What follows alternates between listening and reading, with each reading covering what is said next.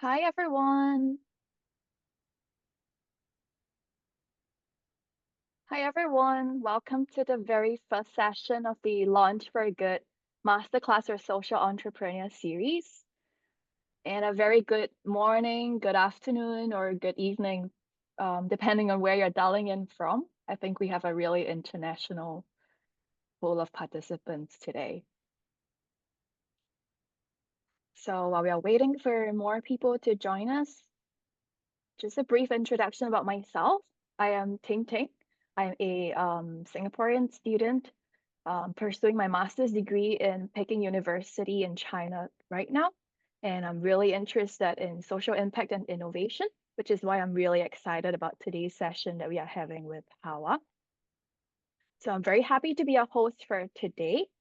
And in the next 90 minutes or so, our speaker, Hawa, she'll be diving into how we can find a vision and mission for your social enterprise that can align with both your own values and also with market demands.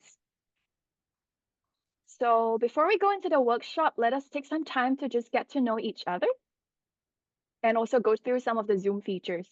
So if you have not yet, it'll be great if you can turn on your camera and also change your name to one that we can recognize and also address you by.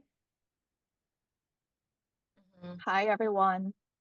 It's always great. It's always great to see faces on virtual calls. Hi, Julie. Hi, Hello. Walter.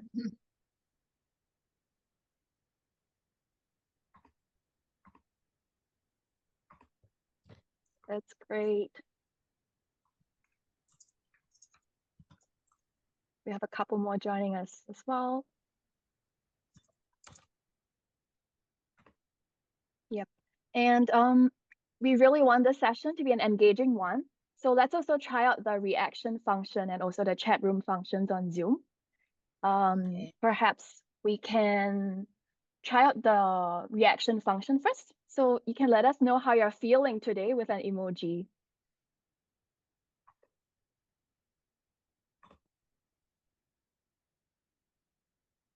Thanks, Walter. I see that.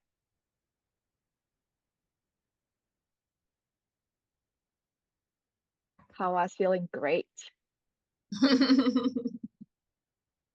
Yeah. Hi, Bess. I see your applause. Perfect.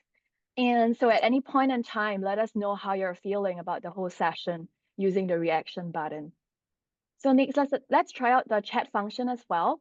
Perhaps you can let us know your name and also where you're dialing in from today, because I know that we have a really, really global pool of folks joining us today. Really curious where everyone is coming in from.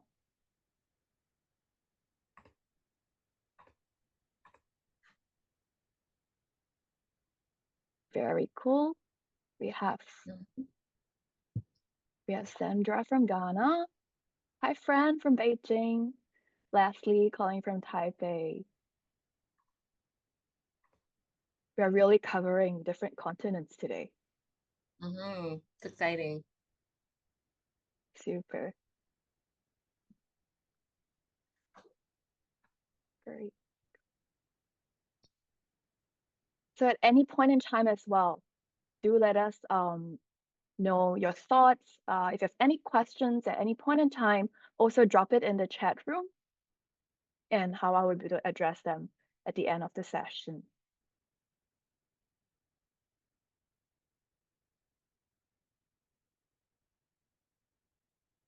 From Ghana, we have people from Ghana, from South Africa. Hello, hello.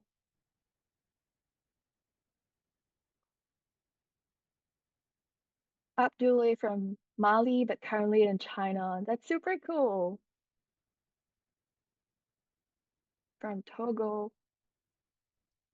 Thanks everyone for your active participation. Keep them coming. And so to start off today's session, I wanted to briefly introduce PIM or Purpose in Motion. So we are a social enterprise that seeks to empower youth with resources and networks so that people like you can become change makers and the next generation of leaders. We were founded in 2014, and in fact, we just celebrated our 10th anniversary last year. And throughout these years, we have impacted over 13,000 leaders in over 110 countries and also mobilized 850,000 US dollars to support startups and organizations. So this year, we have some new exciting programs. Firstly, we launched the Innov Impact Incubator, or iCube for short. This is a 4-month program that is designed for early stage startups that have taken their first step and is looking towards market validation. So the application deadline is actually coming very soon on 20th January. And so if you have a clear solution for a socio-economic issue, or you have a prototype and a proof of concept, and you want to seek mentorship, resources, and market access, do apply now by scanning this QR code on the slide. We'll also drop a link in the group chat, and you can access from there.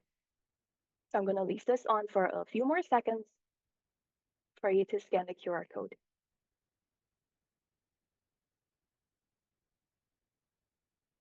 Okay. And the other exciting initiative we have is this masterclass series that you're currently attending. So this is a 3-part workshop series that aims at equipping budding entrepreneurs or business leaders like you with practical tools to tackle some of the commonly faced challenges. So for example, what business model will suit my business? Or how can I be a good leader for my social enterprise? Or today's session will be, how can I find my mission and vision? And participants who attend all 3 workshops, including today's, will receive an e-certificate of achievement. So we will share the attendance taking policy nearing to the end of today's session. So do stick around. And without further ado, I'm very, very privileged to welcome our workshop leader for today, Hawa. Hawa has a lot of experience in social entrepreneurship and leadership development, both in Africa and in North America. So I'm sure that we're going to have a really fruitful session today. And so, Hawa, the floor is yours. Lovely. Thank you so much, Ting Ting, and the entire team at PIM. Thank you, everyone who has taken the time to be with us here today. I'm so excited to jump in and start breaking down what vision, mission, and values look like and how they can support your entrepreneurial journey. So allow me to start sharing my screen and let us get into it. So just for everyone's benefit of understanding how things will work today, I will share a little bit of content around vision, mission, and values. And then later on, we will be workshopping these ideas and how you can apply them in your business, in your professional journey, so that we can start to apply and learn and grow as we kick off 2025. So let's jump in. How to find your vision, mission, and values. So today we will be working on developing a compelling vision and mission statements, as well as identifying the core values within your organization that will help your business grow and thrive. So why do vision, mission, and values even matter? Well, firstly, they are a guiding light that help inspire your internal team and your external stakeholders.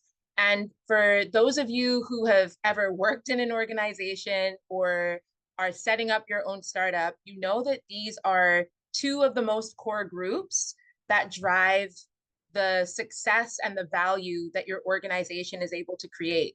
And if these people don't understand what you're doing and why it matters, it's not likely that they're going to engage with you effectively to bring your business to life. Another reason why we would focus on vision, mission, and values is that it helps us be really clear about where we're trying to go in our organization, and therefore what kinds of decisions are going to support our growth and expansion. And then lastly, we want to ensure that we can align your business's long-term goals with the aspirations of social change over time. We know that one of PIM's pillars is really around business for good and impact. And so having a vision, mission, and values also allow us to make sure that our day-to-day activities are linking up to a very impactful change in the future. Okay, so let's start with vision. Let's start at the big picture, right? The widest scale. And vision is really about building your legacy. And usually with vision, we are talking years down the line, right? So if we're sitting in 2025 having this conversation, you might be thinking about a vision for 2028, for 2030, for 2035. This is really about the long-term aspiration that defines what you believe the communities you serve deserve to experience. So let's talk about why this is important. It's important, again, because it gives you a clear direction for growth and strategy. It motivates your stakeholders by articulating your why, and it helps shape the long-term impact. So let's dive into some examples of what a vision statement might look like. So some examples might be a world where every child has access to quality education and the tools to succeed, right? That might not be something that happens in a month from now if I start my business today, but certainly if I plan and organize my organization in alignment to this vision, it is sure to come to fruition. Another one might be empowering communities to thrive through sustainable energy solutions, right? You want to be able to provide energy that allows people to thrive in the long term. And that could mean several things, right? It could mean communities are thriving running businesses because they have access to steady electricity and power to be able to run their business operations, right? But it allows you to really say, I want to be able to look back on the legacy of what our company has done and know that we allowed communities to thrive. And finally, a last one may be a future where healthcare is a right, not a privilege for all. So someone today who is starting a small clinic in a village that provides paracetamol or Tylenol for headaches might have this vision. Yes, you're doing something that is very concrete and direct today, but you're hoping that it will build in the future towards a grander, impactful legacy for not just yourself as a business owner, but for the community you work with. So, some things to think about when we're defining our vision statement for a vision that creates the future we want. You want to ask yourself questions like, what are the long-term aspirations that you have for the communities you serve? What do you believe these communities deserve to experience? Healthcare being a right, communities thriving through energy, things like this. And then also, what kind of legacy do you want your enterprise to leave behind? When people mention the name of your organization, what do you want them to think of? And you can compare this to several big brands that already exist, right? What do people associate Apple with? What do people associate Coca-Cola with, right? These are brands that have operated for years and have legacies in place, right? Maybe more on the social impact side, it might be some of these brands that operate from a more environmentally sustainable place, right? Like Patagonia is a clothing brand. What do they want their legacy to be with the way that they create sustainable clothing? So you can start to research and explore what that might look like for you. And to remember that a strong vision statement is aspirational. It reflects what could be. It leans into your imagination. It's inclusive. It focuses on how multiple groups of people are going to be supported by the work you do, and it's timeless. So a vision statement in 2025 would ideally carry us years down the line. It's not something that every 2 months we're going back and we're changing. because otherwise that continually changes the trajectory of where we're going, and that can make it difficult to move forward in business. Lovely. So now let's zoom in a level deeper and talk about mission. So mission is about building your credibility. And this is typically work that is actualized over months, if we're talking timelines. So your mission is what your enterprise can achieve in the medium term using your abilities, your systems, your people, your processes, and your tools. It's the bridge between where you are now and the long-term vision that we just talked about. So why is mission important? Mission ensures that your resources are aligned, right? It allows you to say and I'll use an example from Ghana where we package and sell water for public drinking into plastic bags for people as a convenient way for people to buy it. If that's your mission to do that, you know that you need the factory equipment to do that. You need the access to pure and clean water that you can actually package. You need people who are going to go and sell that water and take it into the city and into the town. So when you think about your mission, you are also thinking about what is the process and what are the steps that are required for me to actually run a business and provide a good or a service that people find valuable. A mission statement also allows you to create measurable goals to track your progress and success. So again, if our mission is to sell 100 sachets of water to people every day, that's a goal that I can measure and track as a business owner. So the days I sell 200 sachets, I know that we're doing great as a business. And the days when I'm selling only 50, that's where I know that it's important to take a look at our systems, our people, our processes, and our tools to make sure that everything is working harmoniously so that we can achieve our goals towards success. And then lastly, having these pieces in place, a mission actually shows people that you can deliver value effectively. So again, if I say that I'm selling water to people in town and people come to buy from me and the sachets that I provide them, the water is leaking, the water doesn't taste clean, then people will also look at me and say, well, what you're saying you do does not actually line up with the experience that I'm having with you. And so this is where reputation and credibility come into being able to put forth a statement that is truly reflective of what you offer.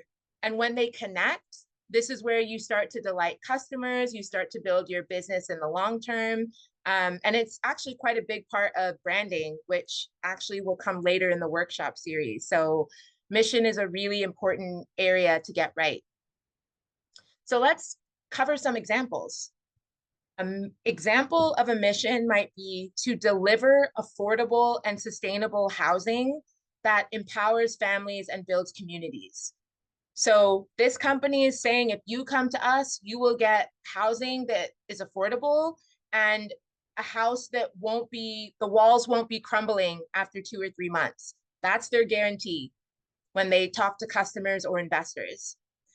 Another one might be to provide innovative education programs that bridge the skills gap for underserved youth. So again, with this group of people, if I'm a consumer or if I'm a parent thinking about working with this company, I'm like, great, there's going to be curriculum, there's going to be fresh and interesting ways of teaching my child. This is what you're saying when you tell me that mission statement. And then lastly, we have a mission statement that reads, to develop cutting edge renewable energy technologies that reduce environmental impact and improve lives. So again, as a consumer, a lot of ideas come up, but one might be that this company might provide, let's say like portable solar energy. So you don't necessarily have to buy huge panels, but there's a smaller handheld device that can generate solar energy that you can use to power smaller electronics. That might be what that company does, right? Because it speaks to renewable energy. And I think what's great here, and I didn't really do this on purpose, but you can see that there's the vision statement is a little bit in some of these statements as well. So you can see how mission and vision intersect, right? So even with renewable energy, you can see that in the long term, this company wants to reduce environmental impact and improve lives. That's part of their vision. The way that they're going to get there is using renewable energy technology. Lovely. So when we think about developing a mission that blends our strategy and our goals for the long term with what we need to do and deliver on today, some questions that we can ask ourselves are, what are the current abilities, systems, and tools that you have to deliver? And this is really just about being honest about what the current resources are around you now, so that when you put forward a mission statement, it's accurate, right? Like for the sachet water, if I don't have the factory and the machine to do all of that, I don't have to state that I'm selling people clean, affordable water. I might even just be selling people access to water that they can come and get themselves. But at least I'm not presenting something that is not true. So I would say that is such a big pillar of good entrepreneurship, because I think we've all been familiar with what sometimes feels like false advertising, where someone says or pitches something they can do or something that they have. And then when we get excited and we come to engage with it, we realize this was not really accurate to what you said or accurate in alignment with my expectations. So it's important to be humble and self-aware as an entrepreneur and as an organization about what you can really offer, and be okay with that. You can always grow, but be honest about where you're starting from. Another question you can ask is, how do the skills and abilities that I have align with my vision and what I want to achieve, right? So again, making sure that there's that connection between where am I actually trying to go and what can I do now? And honestly, a lot of the most innovative entrepreneurs are the types of people that will have a vision and they will come up with some unique way to deliver on that, or some unique tool that we've never heard of, and say, if we start using this innovation, it can push us towards the vision. So this is also where you can use your creativity, you can use out of the box thinking to say, if my vision is my North Star and I am determined to get there, there are so many different ways and approaches that I could take to make that happen, and lean into your creativity. And then lastly, we want to get clear on what are some of the medium-term goals that will help you build towards your longer-term aspirations once you're clear about what you are actually doing in your business. Great. So we remember that a strong mission statement is about being honest about our core abilities. It's about focusing on the tangible outcomes, which are basically the specific things or services that we can deliver. And it's really about ensuring that it is in alignment and connection with our vision. All right, we keep us moving along here. Last, but certainly not least, values, which is one of my favorite topics. And again, values are about building your brand in the day-to-day. So values talk about how you show up, operate, and solve problems in the short term. They reflect your team's identity and drive the behaviors that underpin your mission. So why are values important? Values offer you a shared framework for decision-making and problem solving in an organization, right? So for example, and this is where, especially in the social impact space, those values are critical, because often in in the capitalistic society that most of us live in, most decisions are driven by what will make me the most money, And when you're having conversations as an entrepreneur who's interested in social impact, you are adding in questions about how are my employees going to be affected and impacted? How are my suppliers going to be affected and impacted? How is the environment going to be affected and impacted?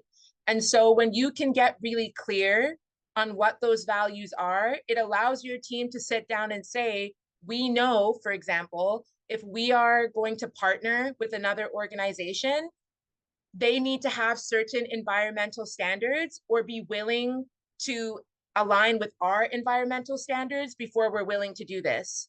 That's just who we are as an organization. That's the way we want to operate. And that is a factor in how we decide who to partner and work with, right? And it will look different for every organization. But if you don't define those things, then you and your leadership team are out here making inconsistent decisions. So you have one partner who actually has a history of destroying the environment that you've worked with, and you have another partner who is a champion of the environment. And that sends a conflicting message to your consumers, to your customers. And we know in this day and age, customers are much more savvy. They ask a lot more questions. They're a lot more interested in how business is being done. And so if you as a company are wildly inconsistent in your decision making, it's going to discredit you. People are going to start to question, who are you? What do you stand for? What is your identity? Do I want to transact with you? Right? So, and again, this brings me to the next point, that your consistent actions build credibility with your stakeholders. Sometimes that will be customers. It might be investors, depending on how big your business grows. If investors see that your decision making is not quite consistent and there are certain themes that guide the direction that the company is going in, an investor might decide, I'm not comfortable giving you $1 million because I don't know what decision you're going to make. And you don't want that if growth and scale is one of your goals. And then lastly, your values reflect your identity and they differentiate you in the marketplace. So I'm trying to think about an example. So let's say Apple. When we think about computers, most of us are joining through a computer or a device today. And if you're somewhere in, I think mostly in North America, if you have an Apple product, you can walk into a physical Apple store where they will support you to fix your device or get any support that you need. HP doesn't necessarily do that. Dell doesn't necessarily do that, right? A lot of other laptop manufacturers don't provide that service.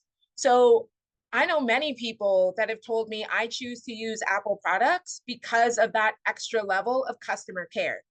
So that speaks to the identity of Apple as a brand. And I'm not endorsing them. I'm not on an Apple right now, but it's just an example of a brand that does things quite differently from their competitors, and it sets them apart in the market.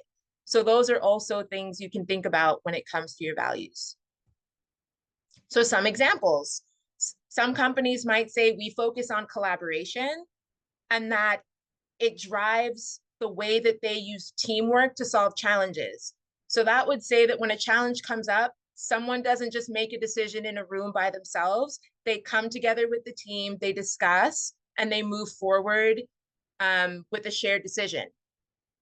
Another company might be like, yeah, we don't do that. And that's fine. But at least this company knows that's what collaboration means to us. And that's the way we make decisions.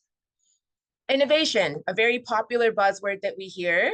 So a company might say, we embrace creativity to drive progress and impact. So in this company, innovation really means we want to be creative and we want to do things in a fun way that is going to be meaningful for the people that we serve. Empathy might be a value that an organization has. And that might read something like, we prioritize understanding and respect for those we serve. So think about an organization that is managing customer service. If you have empathy as a value, then that means when people come and they have problems, that spirit And that process of understanding and respect is something that everyone in the organization understands consistently and is able to practice with people, versus a company that doesn't really prioritize empathy might tell people like, hey, why don't you leave me a message about what happened and I'll get back to you in 7 to 10 business days, right? Like, we all know the companies we've reached out to and you never hear back, right? And again, that says something about their identity, their values, and the culture that they're building.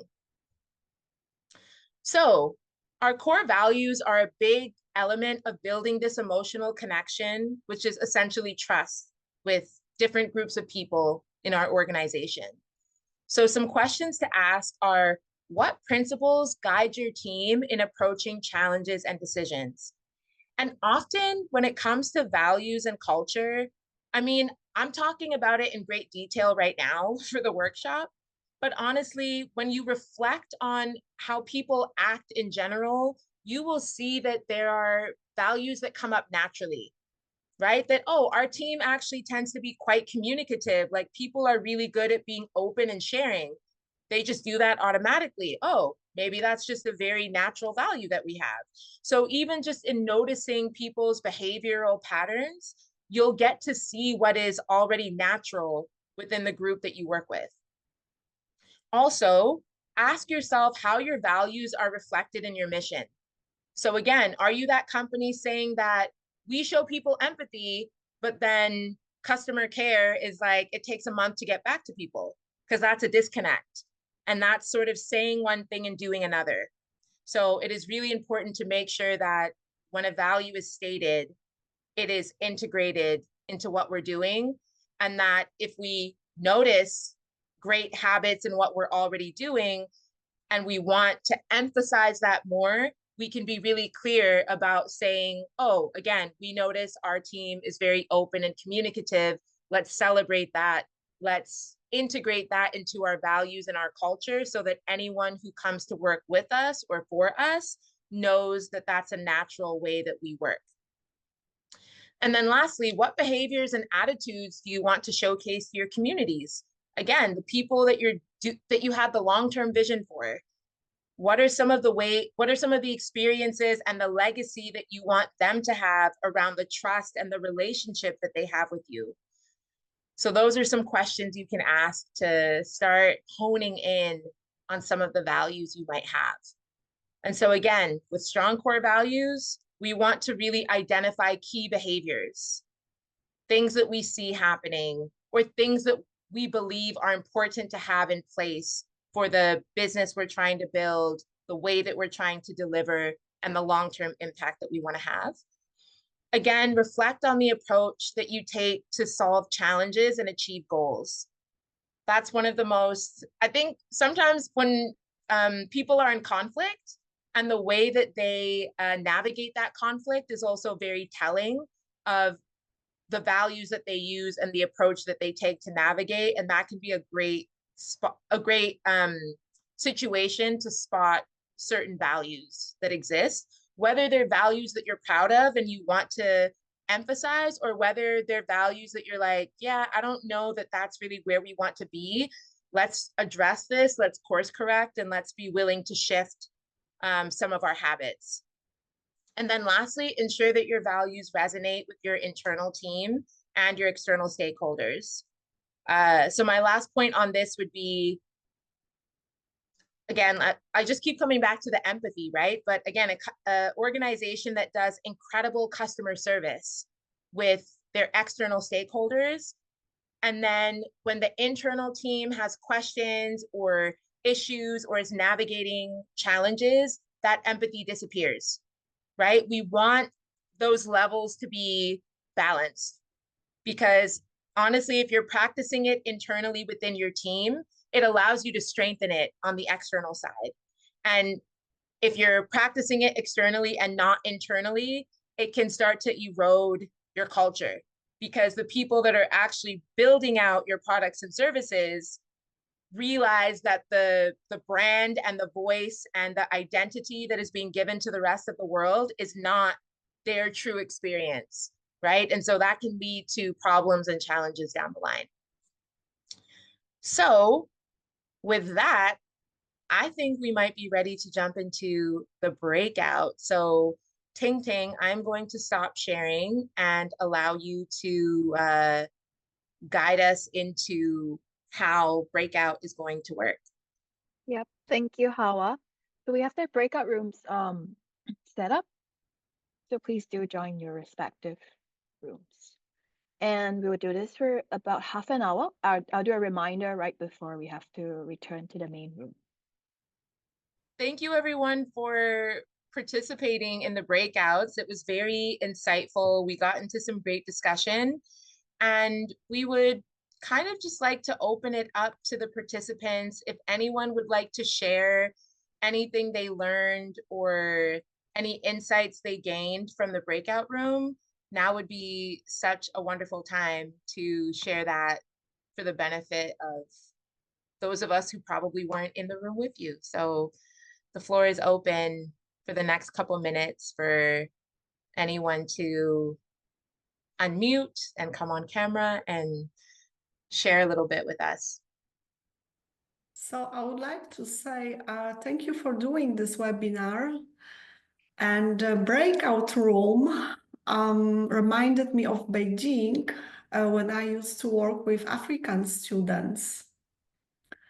So I got really kind of moved back to that time. Yeah, so that's what I would like to say. And I think we kind of chatted with Leslie. We do a little bit. We have a little similar projects related to women empowerment. And we were chatting that sometimes you look for your purpose and sometimes the purpose finds you. So I hope you guys continue what you are doing because people who are not ashamed to say that they create better world, they need to see other people who do the same things. Like sometimes it feels like it's very private thing.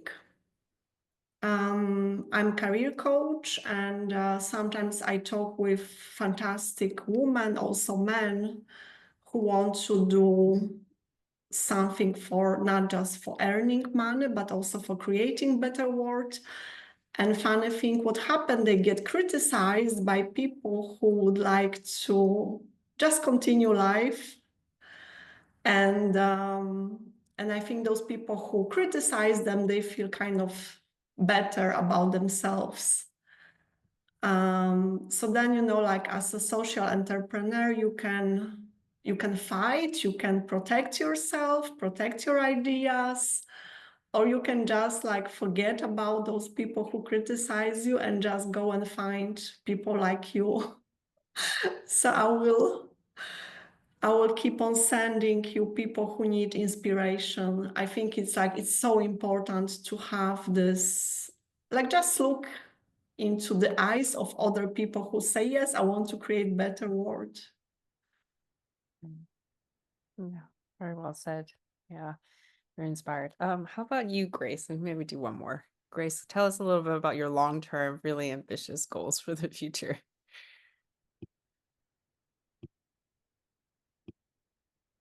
I was like totally picking on my team, guys. Sorry. Go for it. Yeah, hi, my name is Grace.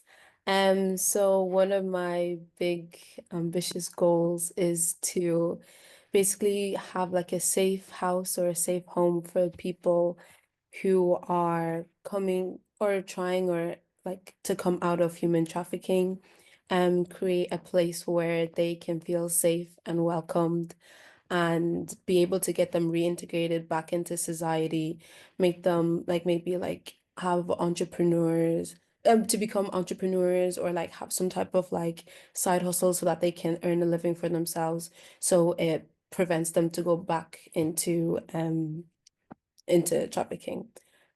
So that's one of my big goals. Yeah.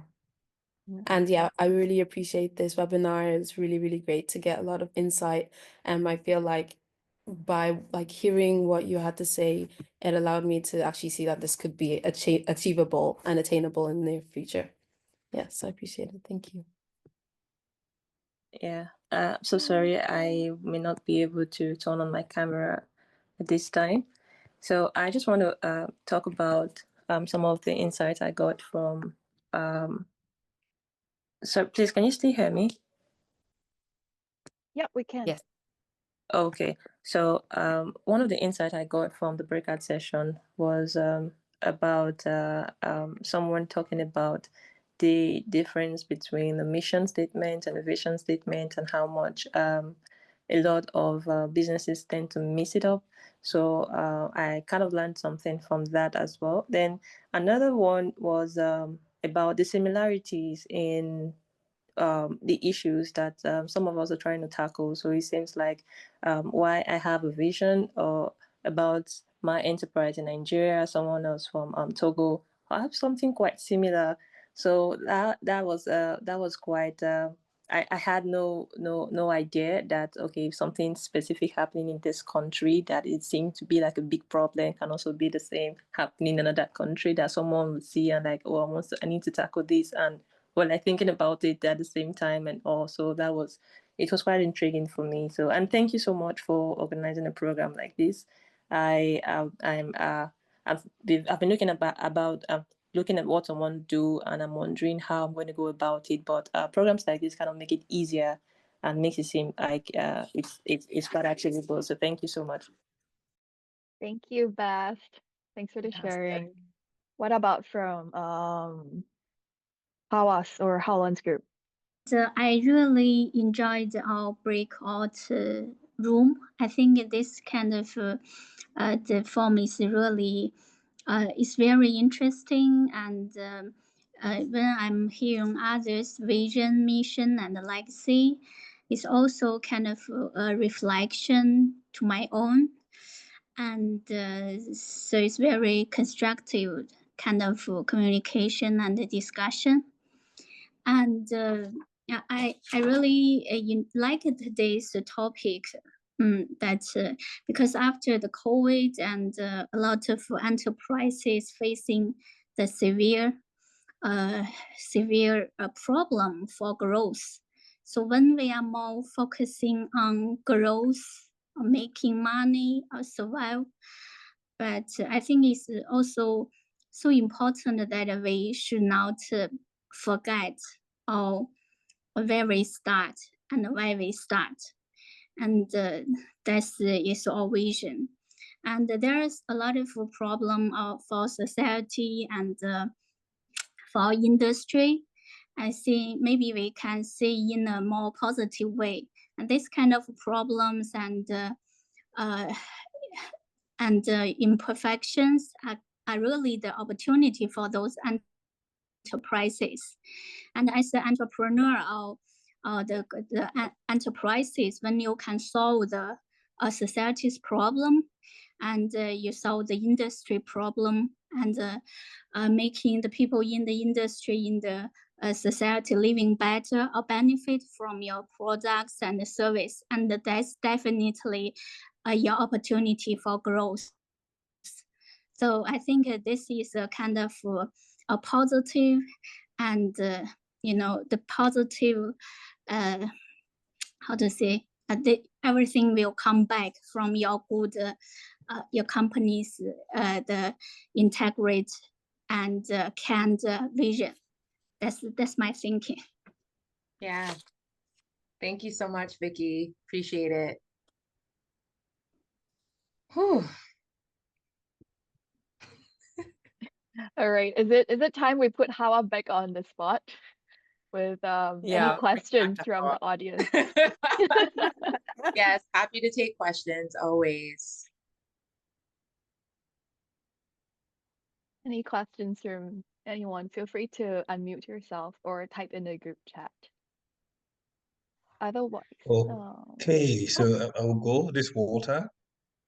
hi Walter. Hi, Walter. Yes, so I have a question for Howard. So I remember Howard mentioned that vision is what you look at, something that you aspire to be in future and things like that. Mhm. And she made mention that with a vision, you you necessarily must not have to always change it every month, or every 2 months or every 3 months, But I wanted to ask if, with regards to the vision, you can modify it, vision statement, whether it's accepted to be done. Yes, and actually we had this question in our in our group with Vicky and Howland and Abdullah and Julie and Peter. And actually I think Howland gave a really beautiful reflection on the experience that the PIM team has recently just gone through, having celebrated their 10-year anniversary, where they came together as a team and they refreshed and reviewed and realigned as a team on the vision, mission, and values that they were all moving forward with. And so it's natural that these questions will come up, right? Because I think this was prompted by something Julie asked, because Julie was talking about the economy is changing, society is changing around us, so many things are changing. Is our organization supposed to just stay stagnant, right? And so we need to be willing to adapt to what's going on around us. At the same time, there's also a way of finessing our vision, mission, and value statements so that even if things are changing around us and we want to adopt flexibility in our approach, it is still in alignment with our statements, right? So I think one of the vision statements was about innovative educational programs, maybe, if I remember. That could look so many different ways, right? In the way that you as a company decide to approach that. If your overall philosophy and where you want to go is shifting, that is also part of a natural evolution of businesses. So there needs to be a balance between, is everyone on the same page, and are we keeping this common thread of who we are, what we're doing, and why we're doing it? And if we need to change that, are we going through an intentional process of doing that internally as a team, but then also externally, so that our customers and our stakeholders aren't confused that, oh, last year you guys were selling like recycled sneakers and now you're selling mosquito nets. Confusion, right? Which it doesn't need to be. It's fine if a business owner has recognized an opportunity to do that and can do it effectively and believes that they can add value to the market. I think communication is the common thread here around just making sure that that is connected, clear, and concise. So thank you, Walter. Appreciate that question. It's a great question. Thank you too. Yeah, Very well you're said. very welcome. Hi everyone again. Hi. I'm currently at the stage where I'm trying to build a team for my social enterprise, but I kind of like have limited access to my team members, or some of the people that I have in mind to work with. And the few ones that I have around, although my vision, or rather my values, kind of like match some others, but I've observed that other ones doesn't seem, my value or the value that I have for my enterprise doesn't seem to match with others, but they have the skill set that I need for my academy. So now I'm thinking, how do I navigate this? Now I don't have access to other facilitators, right? But for these ones that I have access to, not all of them have the kind of values that I want in a facilitator, but all of them have the skill set, right? So how do I navigate working with people who have different values for my enterprise, but have the skill set I'm looking for? Oh, this is a juicy one. I think you've done well with this one. And this is one of the foundational aspects of values, because when we are setting our values, which also have a spirit and an ability to evolve, our values are such a foundational part of our culture in an organization.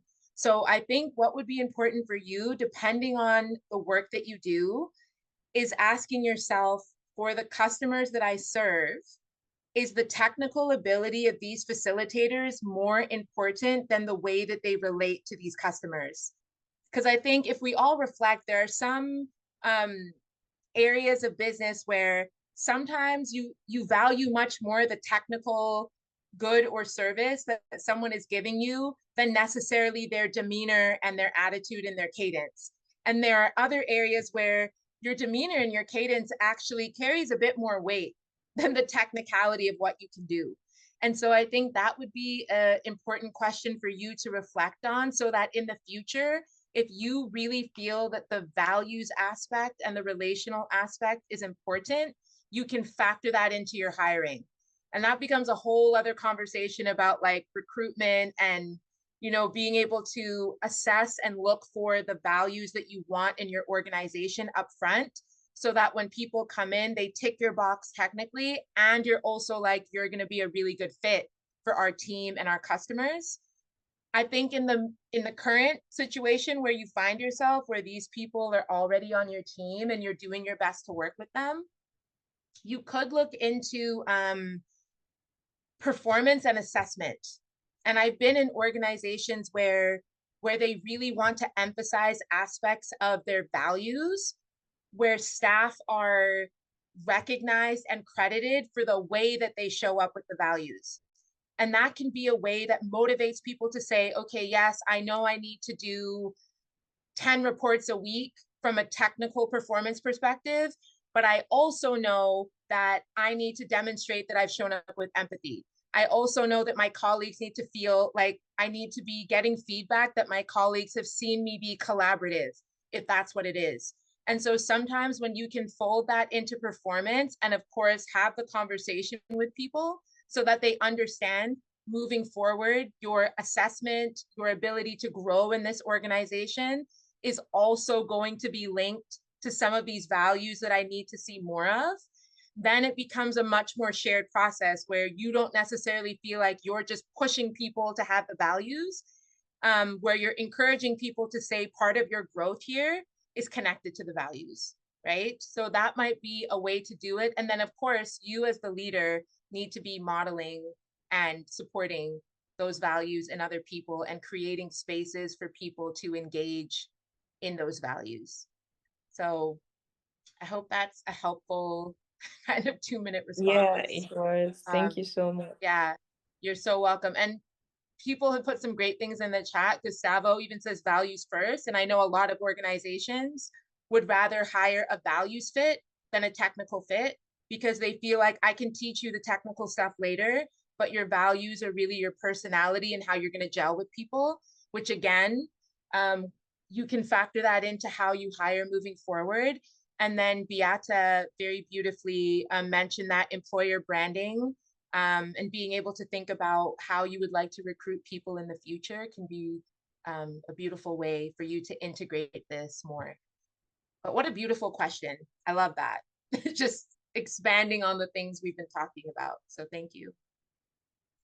My question is that, please, in your experience, what are the most common pitfalls or blind spots that social entrepreneurs face when defining their vision, mission, and values? And how can we proactively address them to build sustainable enterprises? Okay, so this is a big question.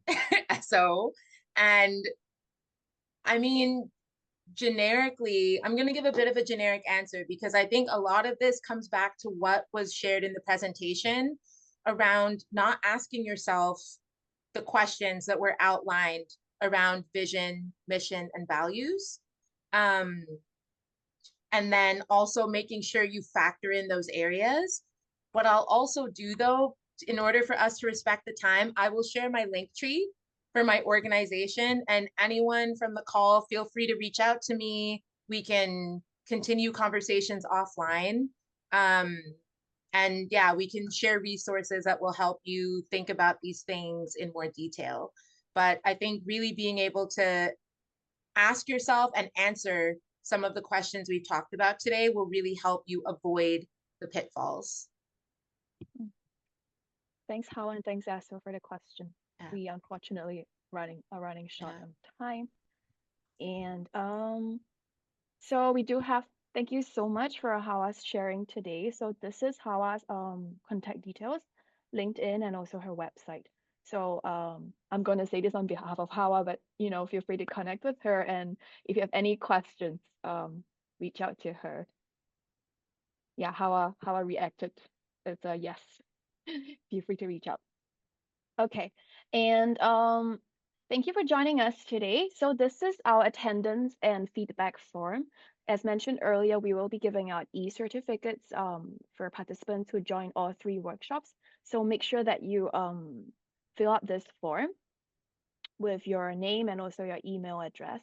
And also, we'd love to have your feedback on today's session and any suggestions on other topics, other speakers that you would like to have. So you can either scan the QR code or use the link, which we will drop in the group chat.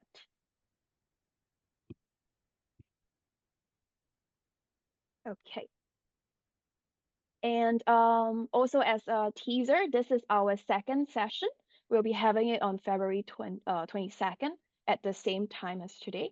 So the topic will be on from vision to strategy, how we can build a strong business model. So today we talked about vision and mission. And in the next session, we then will talk about how to make this into actionable strategies and a good business model that is sustainable and that can connect your vision with market needs. So for this session, we will have Gustavo as our workshop lead. And you can already sign up for the session using this QR code or the link in the group chat. So I'll leave this on for a few seconds.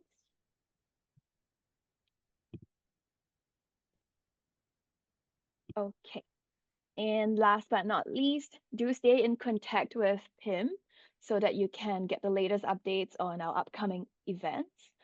This is our LinkedIn page on the QR code. And if you found today's session insightful and you're going to share it on your LinkedIn page, do tag Pim and also tag Hawa as well. We would love to know how you felt about today's session and your reflections. And with that, thank you so much for joining us today. I really love the energy. And of course, big thank you to Hawa for your sharing and for your insights as well. And have a good rest of morning, afternoon, and good evening to everyone. Goodbye, and I'll see you in the next session.